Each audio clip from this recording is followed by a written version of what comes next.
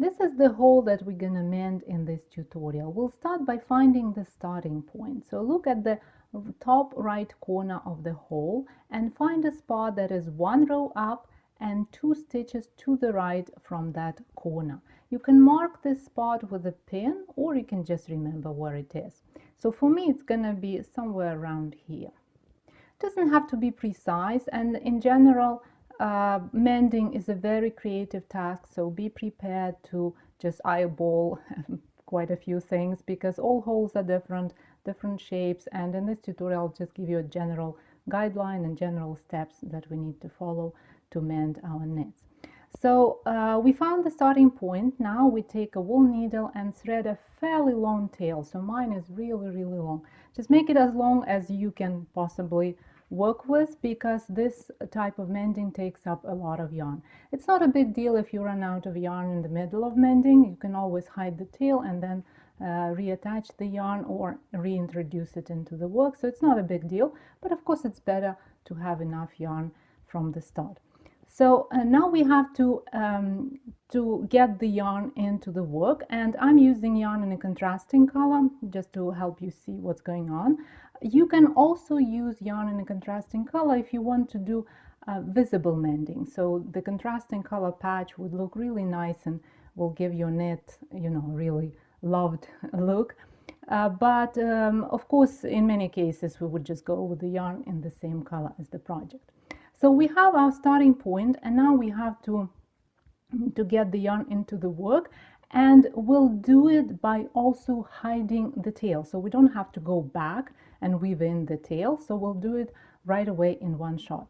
And that happens when we insert the needle into the work to a few stitches or a few rows away from this starting point. So I'll go diagonally, you can go horizontal or vertical, and simply snake the needle through the work. And because I'm using contrasting color yarn, I don't want really to the yarn to show on the right side of the work.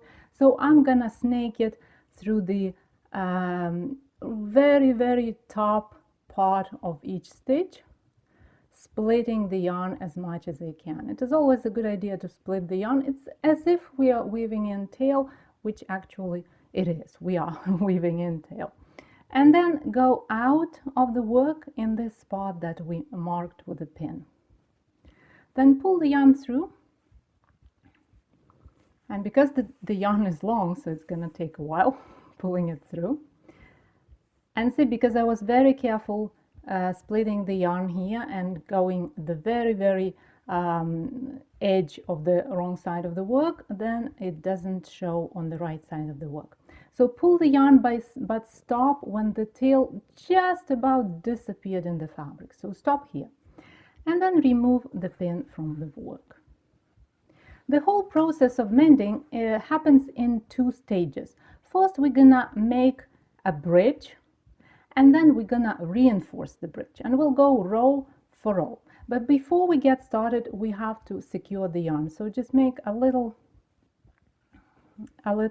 stitch just to secure the yarn, so that when we pull the yarn, we don't pull the tail out of the work, and then we'll have to restart again.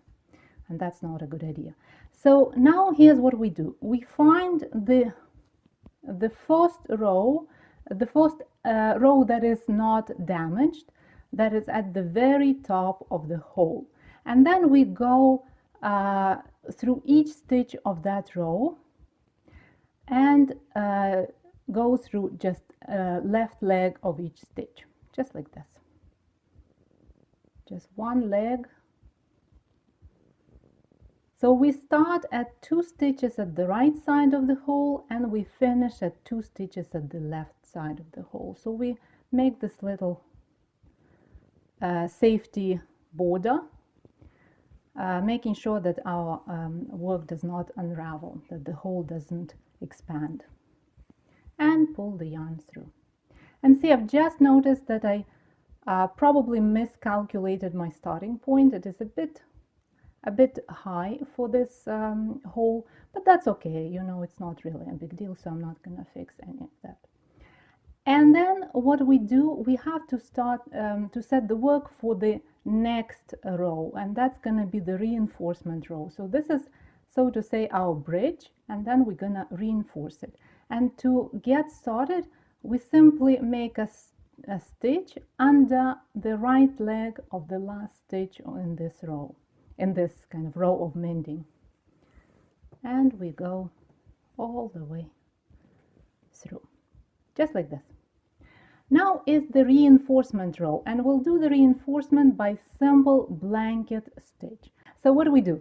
We go from the top down under the strand that is the closest at the right side of the yarn, and over the yarn like this. So the needle has to cover the working yarn, and then you simply pull the yarn all the way through.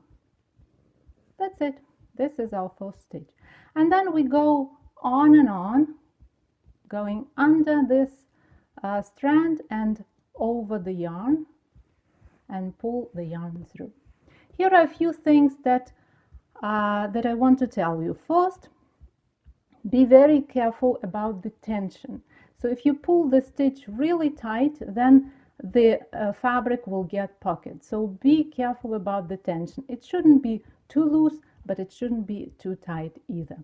Another thing is, if you're making a visible mending like I do right here, then it's better to stick to the strands that are in the same color, in the contrasting color. But if you want your patch to be as strong as possible and you use yarn in the same color, or you use yarn in a different color but you don't really care about the look, then it is a good idea to go through the fabric as well whenever the fabric is close to this strand. So I'm going just under the strand, but if you want to make it stronger, then go through the fabric as well. I'm going to rearrange my long tail and make my last stitch over here.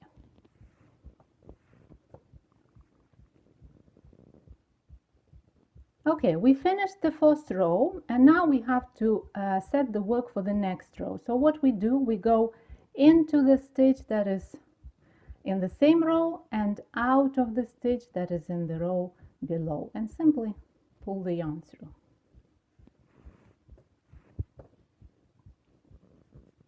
That's basically the general idea. Now we're gonna go row for row, doing the same thing. First making the bridge and then reinforcing the bridge, making the bridge and reinforcing it. And in the next row, the bridge won't be as clean as this one because we don't have the fabric all the way through. We'll have the hole here, and that's basically the idea, right? We have to cover that hole. So we go under the one leg of each stitch, and it would be just one leg here, and then I have to close the gap and find the next stitch that's going to be over here, and the stitch after that. Am I going into the left leg? No, this is the left leg, and the one over here. So when you pull the yarn through, be very careful about the tension, because if we pull it too tight, see what happens? The fabric is really tight. So relax this strand, because this strand is a guideline, it's a bridge. It actually closes this gap, that hole created.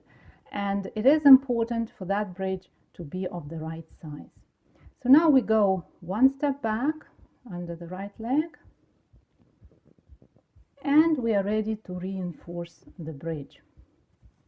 And we do it by joining this stitch, the one from the horizontal strand from the previous row, the bridge itself, and we go over the working yarn with the same blanket stitch.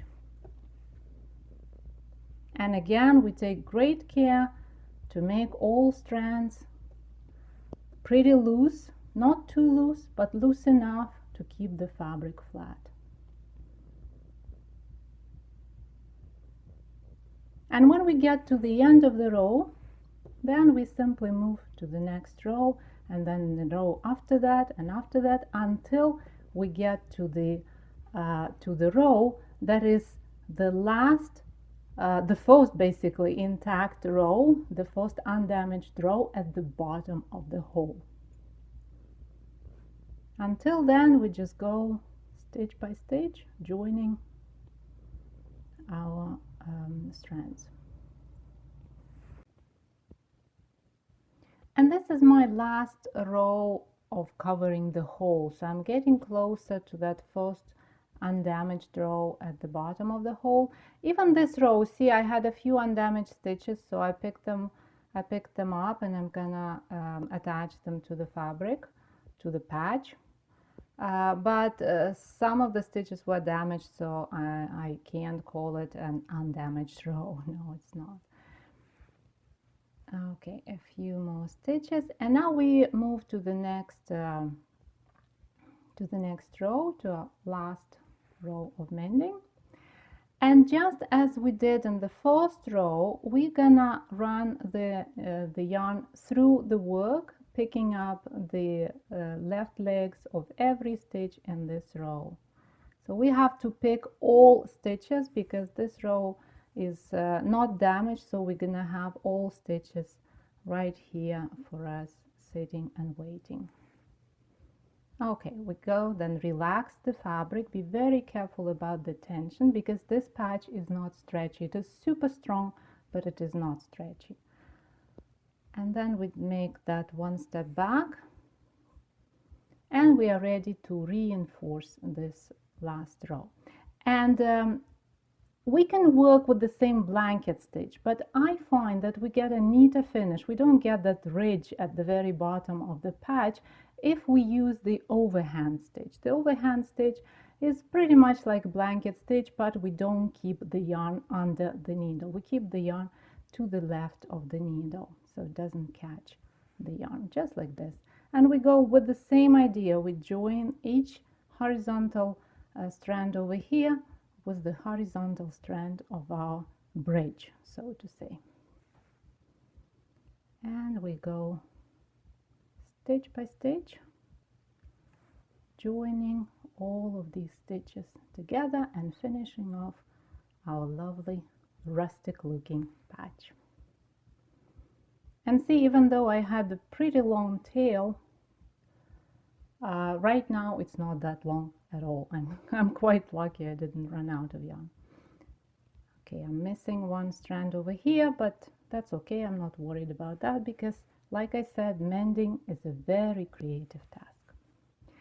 So here we go. Now our patch is finished. We make one stitch to secure the yarn. You can go through the strand if you want, but you know, this patch is quite secured. It's very strong, so I wouldn't worry about it unraveling anytime soon. So there is no need in really reinforcing the tail. And we're gonna get rid of the tail by hiding it and finishing off. You can hide it going away from the patch, or especially if you're using yarn in a contrasting color, you can go into the patch and just run the wool needle through several stitches, vertically, horizontally, diagonally. It's totally up to you. And go to the wrong side of the work, pull it through, make sure you have enough yarn here to not to pucker the fabric, and simply trim the tail. And that's it. So that's the wrong side of the work. See, this hole is still here, but now it is covered by a beautiful rustic looking patch. When you mend your knitted garment, it will be happy to serve you for at least several more years. To read this tutorial as a set of step-by-step photo instructions, go to 10roseday.com/scotch-darning. To download it as a PDF, join the club at 10roseday.com/club or join our community on Patreon. Thank you for watching this video. Thank you so much for your likes and comments. I appreciate it a lot. Next time we'll discuss the easiest way to join the tubular cast on for working in the round. If you are subscribed to this channel, you will get a notification when the video is published. If you're not subscribed, then click the subscribe button.